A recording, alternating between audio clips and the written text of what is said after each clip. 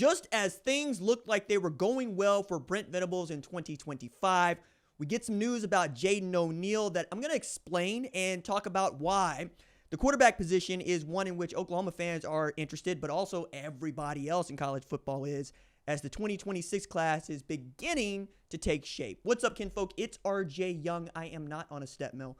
This is your first time watching the #1 college football show. Welcome. Thank you for joining us here. We talk college football year round, and if that is something that you're into, hit that subscribe button, like this video, and answer the comment below. Do you think Oklahoma should be concerned about losing Jaden O'Neal, who is a ballyhooed quarterback, 6'3", 200 pounds, dual threat, the kind that you like to bring in to try to reset the board, and as far as developing the next great quarterback at Oklahoma? That particular trajectory took a hit last season when Jackson Arnold just did not pan out for the Sooners. He got benched. We get to see that Michael Hawkins Jr. is all about playing for Oklahoma, but is not really that great a passer. And you set back the quarterback development, so you need to go into the portal, which means that you're going to overpay for a quarterback, but also probably going to pay what many people think is fair market value, given what John Mateer was able to do at Washington State. Washington State made a bowl game and then basically got dismantled, right? From the moment that you lose John Mateer, you lose your head coach to Wake Forest, and they're rebuilding, trying to find their footing once again as one of the last members of what is the Pac-12 conference. So how did we get to this spot in March where it felt like Oklahoma had done everything it needed to do to reset for spring football? They had hired a new offense coordinator in Ben Arbuckle to go with John Mateer. They were able to retain Deion Burks, who was the best wide receiver that Oklahoma had last year. They're trying to rebuild at the running back room. They're trying to get healthy on the offensive line. The defense is going to be called by Brent Venables this year. And you hire Jim Nagy, who is perhaps the best general manager in the sport today based on pedigree and his ability to scout and develop players. Man, has tremendous experience coming to Oklahoma. And then you get the news that Jaden O'Neal had decided to take in spring practice at Georgia. Shout out to my man Alan, who watches the show and also is an electrician that helps me with the house, quite frankly. But he's like, make me understand, RJ. Help me understand. How is it that Jaden O'Neal ends up being committed to Oklahoma and then taking visits to Georgia? I'm like, hey, man, what I'm telling you right now is that's the business. That's what it is. It is no longer just enough to be committed, and we don't live in an era like the one that Brent Venables thrived in at Clemson when Dabo Swinney said, look, you commit to Clemson, you don't take any other visits. That's just what it is. We are a married couple now. We are engaged to be married. That's what this is. And that has been a position many coaches couldn't work from, but now nobody gets to work from because the name of the game is how much are you going to pay us? Coaches try to downplay that at every press conference that they're at because two things are true. One, they don't want to pay anybody. And two, they got to pay everybody.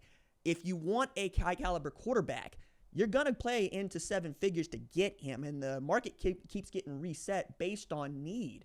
And what we come to find out is those that need the most are willing to pay the most. And Oklahoma desperately needed a quarterback that could operate the offense and do what Oklahoma had been great at for the better part of 2 decades, which is scoring prolifically. I don't mind telling you that 4 Heisman Trophy winners at Oklahoma in the last 25 years play quarterback, right? Jason White, Sam Bradford, Baker Mayfield, Kyler Murray. Jalen Hurts transferred in. He finished second. That's what you're expected to do at the University of Oklahoma. Dylan Gabriel ends up a Heisman finalist at Oregon, played really well in 2023, not so much for 2022 because he didn't have a chance to play. He was hurt, right? I think that the way you got to look at this is look at the domino that preceded Jaden O'Neal going to Georgia taking practice. Jarrett Curtis, who's also, supposed to be going to Georgia, took a visit to Oregon, right? That's how these things work. I think now you are taking a look at John Mateer and seeing, is this guy going to move off the board some other players that you might want for the future? Because there is nothing college football fans want more than the backup quarterback to be great and waiting in the wings. It has been true since I started covering the sport nearly 2 decades ago myself. The only thing we like better than the best starting quarterback is the guy behind him. I talk a bunch about this when I talk about Quinn Ewers and Arch Manning. Quinn Ewers, at a time, was the hottest quarterback in the sport. And that time was when you decided to reclassify and then go to Ohio State. He sat behind C.J. Stroud. He sat behind Kyle McCord. He decided that wasn't what he wanted. He goes down to Texas. He wins the starting job. And Malik Murphy's behind him and Arch Manning's behind him. Malik Murphy, who got to start some games because Quinn Ewers was hurt, transfers to Duke. Okay. That means that behind Quinn Ewers is now Arch Manning. And many folks were going, is Arch going to be willing to wait? Is Arch going to be willing to sit behind Quinn Ewers for another year and perhaps miss playing football, right? Georgia was a go-getter for Arch Manning. Clemson was a go-getter for Arch Manning, but his recruitment was very quiet and meticulous. He always wanted to go to Texas. He's stuck with Texas. He's since stuck with Texas, and he is now in line to be the starting quarterback at the University of Texas and once again put them in position to not just make the playoff, but perhaps win the national championship. He's that good. That is what Oklahoma has to try to counter. I also don't mind telling you that on the other side of that football field when OU Texas plays, is a guy named Anthony Hill, who I think is going to go into this season as the best defensive player south of the Mason-Dixon line. Dude had 113 tackles last year. I think he had 8 sacks and 5 forced fumbles. Nuts, right? 6'3", 235. If anything, that dude reminds me of Kenneth Murray when Kenneth Murray was moved to Will and actually just point and click. And when he was able to point and click, point and shoot, that was it, man. It was over for everybody they played. You have to have a quarterback on the other side that can move and throw the football downfield. It's one thing to have Michael Hawkins Jr. or Jackson Arnold who can move. It's another thing to have one that can throw it downfield. And you got to have an offensive line and at least one tight end and or running back who can help you get time for that quarterback to move around back there and find out what else he's got beyond Deion Burks. Is Jaden Gibson ready to go? Those sorts of things. Meanwhile, as the 2026 class has only got 4 guys in it for Oklahoma, you're looking around going, okay, what's going on here? Because it feels like the linchpin to this class may not be the linchpin anymore. And I think that is what Brent Venables is getting paid the big money for, and that's what Jim Nagy was brought in to do, was to make sure that if something like this happens, he's got something else ready to go. That said, you don't want to lose Jaden O'Neal. You don't. You want to keep that guy committed. And same thing kind of happens with Kevin Sperry, right? We're looking around and we're going, is this what Oklahoma football is becoming? Yeah, it is. It's a dark period as far as Oklahoma fans are concerned, because having a losing season just isn't a thing that Oklahoma suffers. Having 2 in 3 years means that there are more people that are sure that Brent Venables is no longer going to be the head coach at Oklahoma in 2026 than are sure that anybody else is getting fired, right? It's kind of wild to see, because I still think he gets this year, and I think he'll be okay. I think the wishy-washy of his first 3 years, though, has not been great. Like, you don't want to be up and down. You want to be consistently excellent, because that is the standard at Oklahoma. Nobody knows that better than Brent Venables. The other thing that I would also ask, and I would say this when Ohio State fans were saying they wanted to get Ryan Day up out of there, is who else are you going to go get? There really aren't that many great CEO head coaches in the sport right now.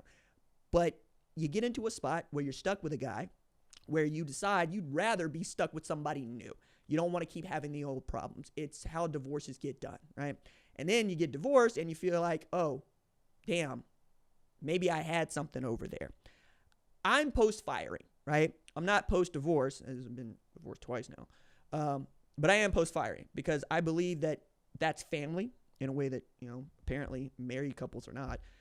But I want you to dig your way out, because I got to wear that L anyway. That's just it. If Oklahoma goes 0-12, God help me. But if they go 0-12, it's still going to be my team. I'm not going to be okay. You might have to send somebody over here to talk me down, but it's going to be my team, because that's what you do with family. You don't get to buck family, no matter how awful family can be. I would always tell people, Ted Bundy got a mama. I care about her more than I care about him. I think as far as Oklahoma is concerned, that's how I'm looking at this. But you're doing all the right things. You are engaging in NIL. You are hiring a general manager that knows what he's doing. You are asking the head coach to do one of the things he does best, probably better than he is a head coach, call the defense. You brought in a young, upcoming offensive coordinator. You have made sure that Bill Bedenbaugh stays put. Brandon Hall stays put. You've added more guys to the staff you think you can that can help you. Now you need to develop a culture that is one with name, image, and likeness as the way of living, and can suffer something like Jaden O'Neal going on visits. I would always tell anybody, I have the opposite approach of Dabo Swinney. I'm going to recruit you. That's what I do. Just like I make this show, I'm going to recruit you. If you want to take other visits, go take other visits up until we sign, right? It's weird to have somebody that you were engaged to go on other dates with other people, but that's the game that we're in college football, right? It doesn't act like the real world in that way. That's why that metaphor falls short so many times when I bring it up. It's, hey, is it weird that your fiance wants to go date other people? Yeah, that's not generally how this goes. And those that are polyamorous or think that they're polyamorous, I don't think they actually know what that means until they're doing it. Or what is it, ethical non-monogamy, which is just ridiculous.